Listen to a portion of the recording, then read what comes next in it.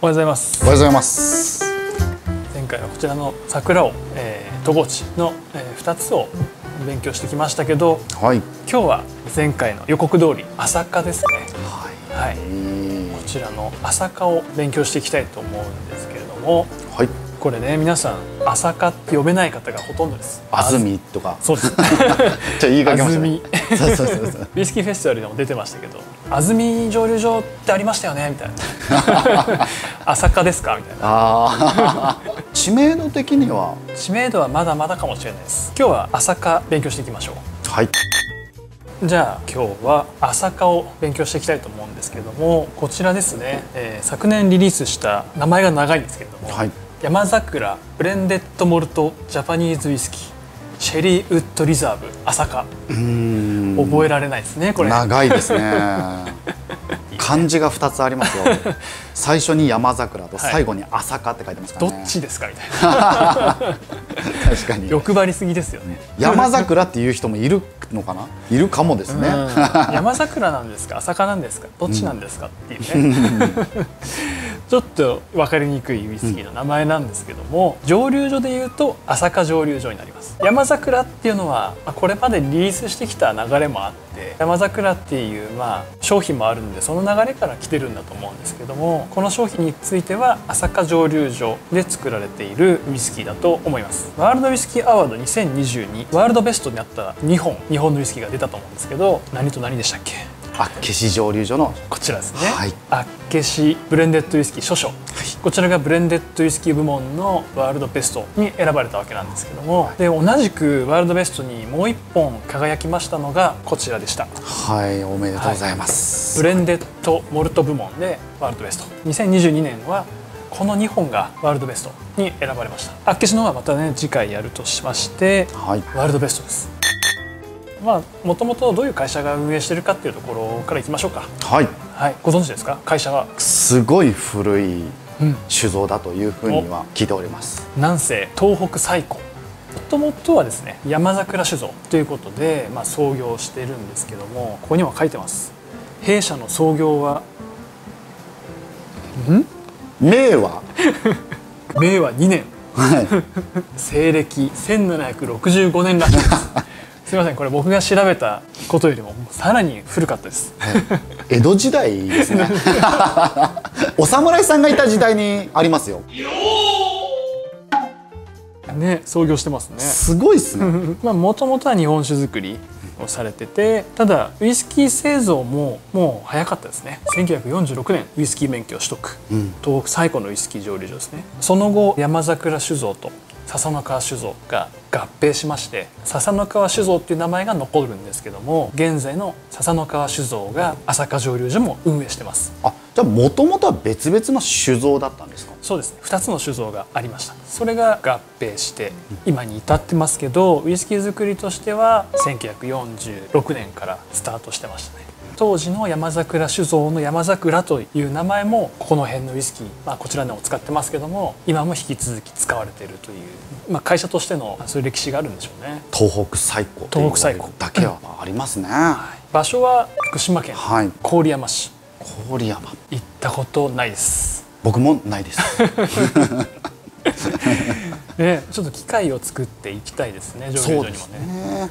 時々うちは社員旅行で、新海さんが蒸留所に連れてっていただけるんで、東北ならまだ近いですしね。そうですね。白州寄って笹の川酒造なんかもありですね。いいですね。ベロベロコースですね。笹の川酒造、山桜酒造がウイスキー作りを早々に始められたんですけど、これなんでか知ってますか。いち早くウイスキーを作ろうとしたのはなぜか。なぜか。なぜでしょう。第二次世界大戦戦後、日本国内でお米が取れなくてですね、お米が取れなくなると日本酒が作れないということがまず一つ。あともう一つはアメリカ軍の占領下にあったので、ウイスキーの需要が高まったっていうところが2つ目の理由なんですけども、その理由があってウイスキー作りが結構盛んになったんですね。そしてこちらの山桜酒造もウイスキー免許を取得していち早くウイスキー作りに取り掛かったという歴史があります。マッサンなんかでもドラマの中でやられてましたけど、やってましたね。やっぱ戦後のね経済恐慌の中でなんとか会社が順調にいくためにはアメリカ軍でもいいからもうとにかくウイスキーを売る。商魂たくましいと言いますか。そうですね。素晴らしいなと思います。ぱり日本人はたくましいんですよ。うん、そうだなと思います、本当に。そのたくましい日本人が東北最古の蒸留所で作ってきた歴史あるウイスキーですね。早速テイスティングしていきましょう。はい。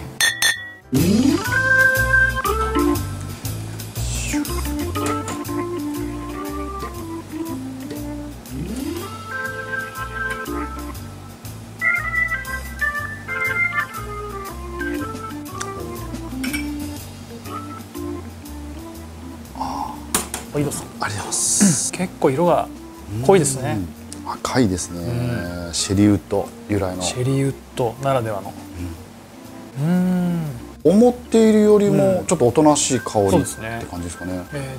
アルコールは 50% なので、ほぼカスクストレングスに近い。やや強めの。そうですね。アルコール度数ですね。シェリー由来のベリー系の甘み。ちょっと味いってみましょう。はい。すごい。ちょっとうまい。うまいですね。めちゃくちゃうまい。すごっ。いや、びっくりしました。どうぞ。いや、何を言おうとしたか忘れました。いや、なんかその香りはどちらかというとなんて言うんだろう、おとなしめなのに、口に含んだ瞬間にふわーって香りが立ちました。すごい。香りの印象と味の印象がもう全然ギャップがありますね。違いますね。びっくり。魔法みたい。すごく濃厚だし、甘みがすごい広がってきますね。広がります。なんだろう、このベリー系ちょっとスパイシーなウッディな感じもあって、全ての味のバランスが、いや、これ本当にワールドウイスキーアワード賞を取るやつですね。すごいこれ。納得。ブレンデッドモルトってことはシングルモルトではないんですよ。そうですね。朝霞蒸留所の中で作られた2つの原酒をブレンドしてもシングルモルトになります。そうですね。でもこれはシングルモルトではないんですよ。ブレンデッドモルトなんですよ。っていうことはどういうことみたいな。ということは、朝霞蒸留所じゃないところの原酒が入ってるっていうことですよね。そうなりますよね。それについては一切記載がないんですよ。謎です。それを紐解いていく鍵となるのがこれまでの、ジャパニーズウイスキーの歴史から紐解いていくんですけれども、昔ですね、笹の川酒造が北のチェリーと言われました。それに対して東の東亜、西のマルスっていうふうに、地ウイスキー、土地の地と書いて地ウイスキーが流行った時によく親しまれたウイスキーがその3社ですね、あるんですけども、ウイスキー人気が下降線をたどった時に東の東亜ですね、こちらがウイスキー作りを中止して、実は他の会社に買収されるということになった時に、なんとかその作ってた原酒を守りたいということで動いていた方がいます。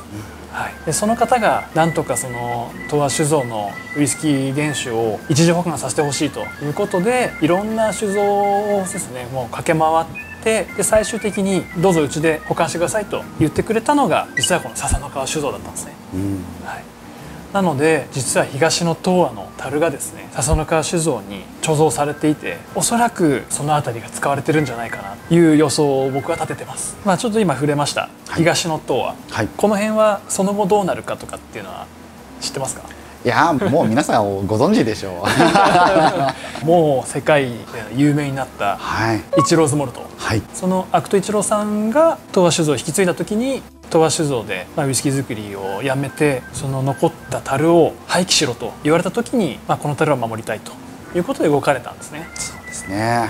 笹の川酒造が引き取り一時保管している間に、アクトさんはベンチャーウイスキーを立ち上げ、着々と秩父蒸留所をスタートする準備をしていたということなんですね。そうですね。ただでその大量の樽を置いてくれてたんですよね。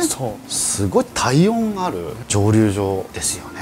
そうなんです。一時保管した東亜酒造羽生蒸留所の樽も、どれだけを秩父の方に戻したのか定かではないんですけれど、おそらく一部ねまだ残っているんだと思うんですよね。でそこの樽を使ったんではないかなと。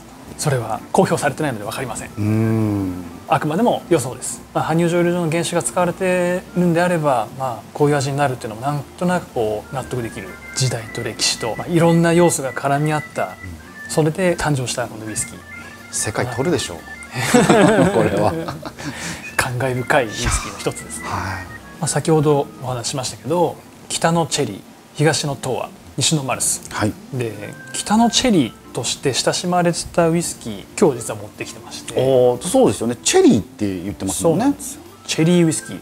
おお。こちらが今でもですね販売している笹の川酒造のチェリー EX、 高度成長期時代に親しまれて、たくさんの方に飲まれてたウイスキーなんですけども、今日はこちらもちょっと試飲してみましょうか。ああ、いいですね。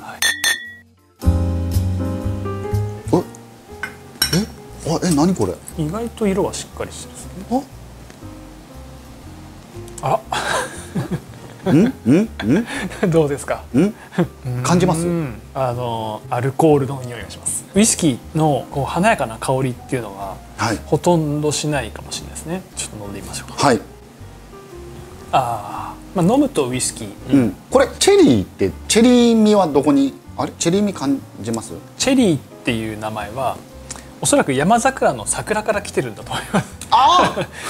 社名ですね。ウイスキーの味にチェリーは多分含まれてないですね。なるほど。決して悪くはないです。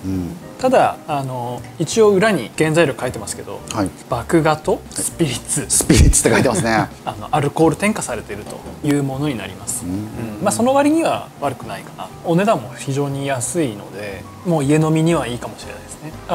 朝霞蒸留所はウイスキー作りは早々から始められたんですけども、1980年代に一旦停止して2016年に再開するんですけども、その時に協力してくださったのが秩父蒸留所のアクト一郎さんだったそうなんですね。素晴らしい。だからこの2つの蒸留所の信頼関係っていうのは僕らが想像する以上に多分強いものがあると思います。蒸留所の見学についてですね、少しご案内しておきましょう。はい。5月18日から再開です。ずっとお休みされてたみたいですね。ただ週1回だけです。水曜日14時からっていう時間で見学はできるようなんですね。結構電車で行きやすいんですよね。そうですね。郡山の駅からもすぐに行けるみたいなので、ぜひ気軽に行ってみてはどうかなと思います。そしてお値段お伝えし忘れてました。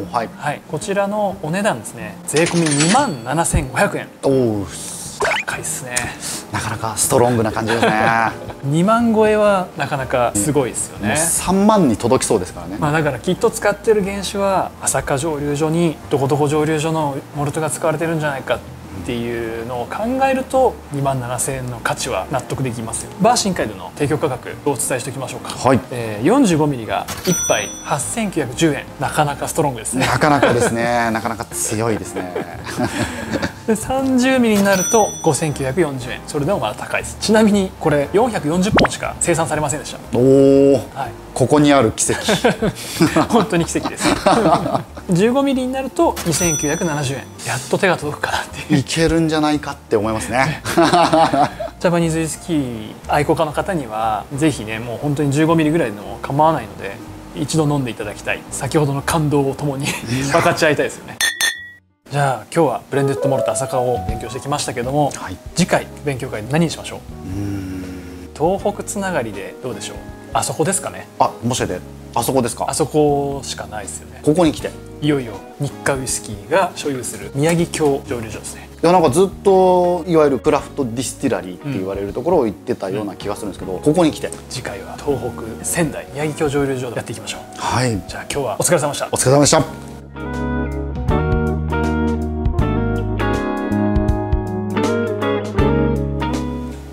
りがとうございます。司会を拍手いただくとちょっと面白かった。ボケボケでした。